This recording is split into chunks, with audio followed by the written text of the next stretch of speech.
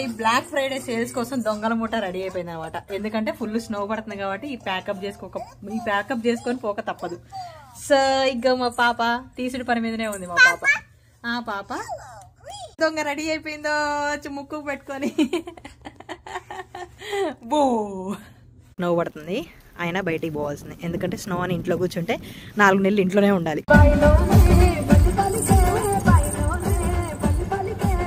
వాల్మార్ట్కి వచ్చినాం ఎందుకంటే నైట్ 11 వరకు ఇది ఒక్కటే ఉంటుంది. సో కొంచెంసేపు తిరుగుదామని వచ్చినాం. నాన్న పిలు, నాన్న వెయిట్ అను, వెయిట్ వెయిట్ వెయిట్, ఆగు ఆగు, ఫాస్ట్ కమ్ అను, కమ్ కమ్. అలా 4 days ఇంట్లో ఉన్నామని చెప్పేసి జస్ట్ అలా బయటకు వెళ్ళాం అనమాట. పాపకు కూడా రిలాక్స్ ఉంటుందని. సో ఈసారి థ్యాంక్స్ గివింగ్ అయితే బాగా ఖచ్చితంగా టర్కీ తీసుకొచ్చి కుక్ చేయాలి అన్నాడు. ఇంకొక ఫ్రెండ్ వస్తే చేద్దాము, తిన్నా తినకపోయినా మనం సెలబ్రేట్ చేసుకుందాం అనుకున్నాము, బట్ చేయలే అనమాట.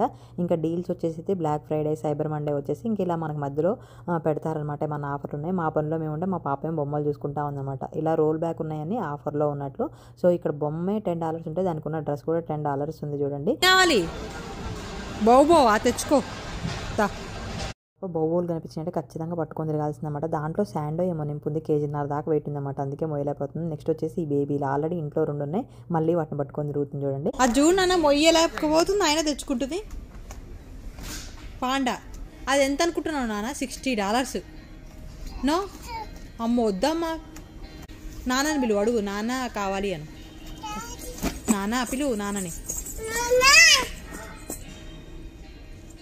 చెప్పు.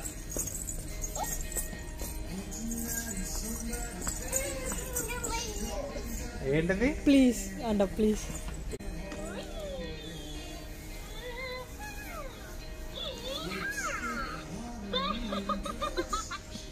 ఎక్కువగా తోసే వాటిని ప్రిఫర్ చేస్తున్నాను. ఇది తీసుకున్నాము, యూజ్ చేయకపోతే రిటర్న్ ఇచ్చేది. బాగుందా ఇష్ట?